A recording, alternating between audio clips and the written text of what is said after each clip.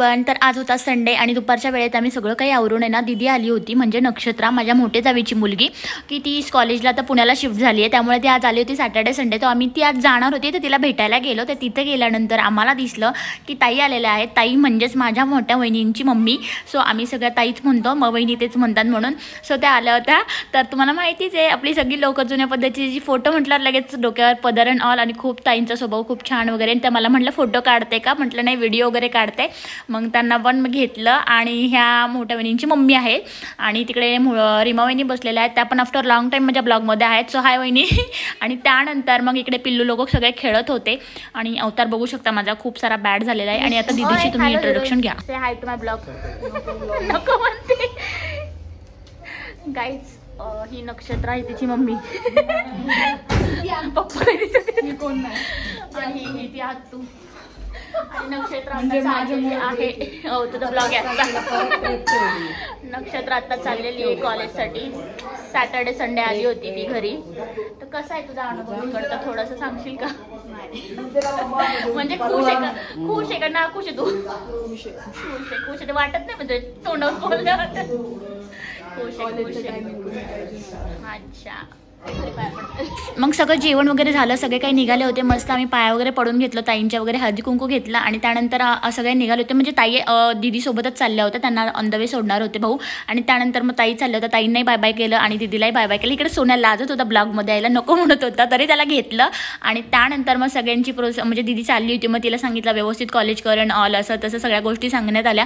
माहितीच असतं मुलं आपल्यापासून दूर केल्यानंतर त्यांची खरी फिलिंग कळते अँड ऑल सगळ्या गोष्टी. ती लांब कुठे गेलेली नाही, ती तिच्या काकाकडेच गेलेली ॲक्च्युली. पण सॅटर्डे संडे असल्यामुळे आम्ही सगळे एकत्र आलो होतो भेटण्यासाठी, की ती आता कॉलेजपासून म्हणजे लवकर येणार नाही घरी, त्यामुळे असं काहीच तिला बाय केलं आम्ही सगळ्यांनी.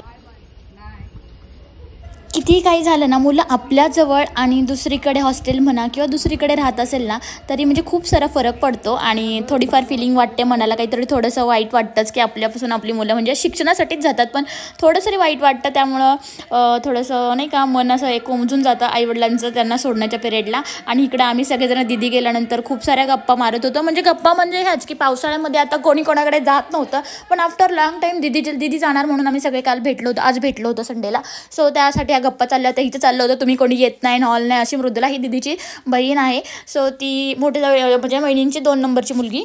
तर तिचं असं चाललं होतं तुम्ही कोणी येत नाही, आम्ही सगळीकडनं बोलवतो तुम्ही कोणी, म्हणजे असं बरंच चाललं होतं. कोणी कोणाकडे जात नाही, पण पावसाळ्याचा सीझन होता त्यामुळे कोणी कोणाकडे जात नव्हतं. आणि आताची सिच्युएशन एकदा उन्हाळा चालू झालं की थोडेफार राऊंड होतातच इकडे तिकडे. मग अशाच गप्पा खूप साऱ्या चालल्या होत्या आमच्या काही. आणि इकडे सोन्याचं चाललं होतं, ती गुपित नंतर सांगेल तुम्हाला एखाद्या ब्लॉगमध्ये. आणि खूप साऱ्या गप्पा केल्यानंतर आम्ही इशूला जरा ह्याच्यात घेतले. तुम्ही बघू शकता तिला आम्ही कसं खोटं बोलायला सांगितलंय. खोटं म्हणजे मजाक करून सांगत होतो आम्ही, बघू शकता तुम्ही पुढे. मग त्याला पैसे लागतात बरोबर. आणि मग ते कसं करते, मग तू थंब देतो का जीत तुला? पैसे जीत थंब देतो का?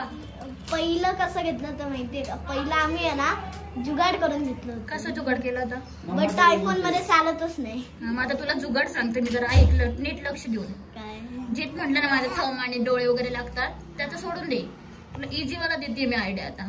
मग मला म्हणायचं मम्मा झोप, मी सगळं काम करते बेसिंग मधली वगैरे स्वच्छ करते, हे करते, झोपून द्यायची मस्त तिला गाड. हा. आणि बघाच म्हणायचं मुंग्या आल्यात का हाताला वगैरे, बघू मम्मा बघू असं थंब घ्यायचा. कळलं का? त्या चक्कर मध्ये काम पण करायला लागेल.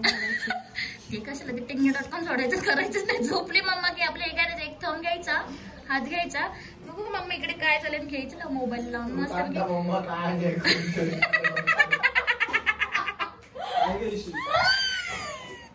चालते का? कशी वाटली आयडिया? काय वाटली चांगली? काय बोलतोय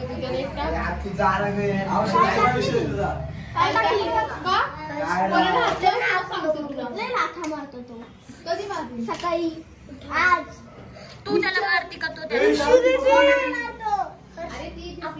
त्याला म्हणजे इशूला मी ते सांगत होतो, तू गेम खेळते ना, तुला मग त्या गेमसाठी काही काही गेम ना अशा पैशाच्या असतात, तर तिला ना थंब पाहिजे असं. तू मम्माचा थंब नाही घेत, तर ती जिद्द दादूचा घेते. त्याच्याबद्दल आम्ही तिला मजाक करत होतं.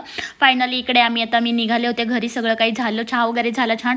आणि त्यानंतर मी चालले होते घरी. जाता आठवलं की गाडीत पेट्रोल टाकायचं. सो म्हटलं चला आता गाडीत पेट्रोल टाकूयात. मॉडेल बघा आमच्या. आणि अशा प्रकारे म्हटलं चला पेट्रोल टाकून घेऊयात. पेट्रोल टाकायला गेले, पेट्रोल टाकलं तर बघू शकता तुम्ही आमचा लोणावळा आणि त्यामधली गर्दी, खूप सारी गर्दी असते, काय विचार नको. आणि सॅटर्डे संडे म्हटलं गाडी हलतच नाही. आणि काय सांगायचं आहे लोणावळा खूप फोटो काढण्यासाठी गर्दी बघा. आणि हे ट्रॅफिक जाम असं, त्यामुळे संडेच भेटलं मला पेट्रोल टाकायला. अशा गर्दीत आम्ही पेट्रोल टाकून आलेलो आहोत आणि मस्त छान पेट्रोल टाकलो आणि घरी आलो. घरी आल्यानंतर काहीचा असा दिवस होता, छानसा संडे गेलेला आहे, सगळे भेटले, एन्जॉय केला. थोडंसं का होईना पण गप्पा गोष्टी खूप साऱ्या म्हणजे होतात आणि मज्जा वाटते सगळे एकत्र भेटल्यानंतर. आणि असाच काहीसा दिवस होता. असेच नवनवीन व्हिडिओ तुम्हाला आमच्या फॅमिलीचे आता बघायलाच भेटतील. आणि लवकरच चॅनलला सबस्क्राईब केलं नसेल तर करून टाका. आणि थँक्यू फॉर वॉचिंग. असंच तुमचं खूप सारं प्रेम आणि सपोर्ट राहू द्यात आणि कीप वॉचिंग. अजून काय बोलू शकते मी तुम्हाला, तुम्ही खूप सारं प्रेम देताय मला, I know that. So bye bye, keep watching. Thank you for watching for blog.